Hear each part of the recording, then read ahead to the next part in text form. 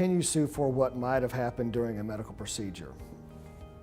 The question probably calls a little bit for speculation. When you say might have, that's kind of a weak word that's used, and so if you cannot base a case just on what might have.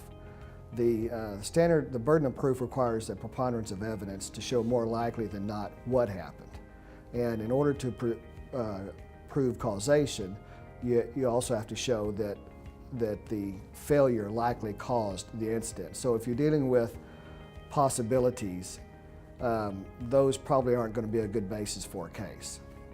An example of a dividing line for seeing if you can surpass the threshold for preponderance of the evidence or causation would be more likely than not, which is also termed a reasonable medical probability. Okay, and so when you think about physicians when they make a diagnosis, oftentimes they're not 100% sure. Sometimes they are. Sometimes there's diagnostic proof. And so when they're not 100% sure, they base their diagnosis on a reasonable medical probability, which means more likely than not, and that usually means greater than 50%. Now, to establish causation, the case law requires that you also prove a doubling of the benefit or a doubling of the harm in order to reach reasonable medical probability when you're dealing with a medication type injury.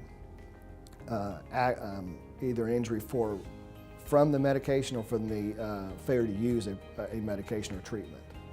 So for example, if the medication that you should have received or that your loved one should have received is a 12 out of 100 would benefit from, would not suffer an injury if they had this medication. For example, if most people are familiar with stroke medicine and the clot busters, TPA.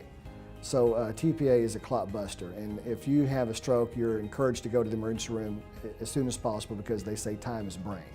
And so that medication, the clot buster medication, has a % of effectiveness in dissolving that clot, therefore preserving the brain, okay?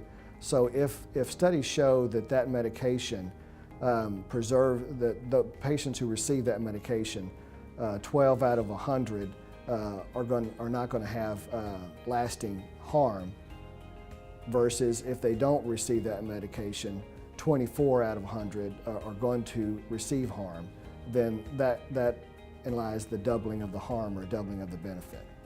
In other words, you reduce by double the class of people who benefit from that drug.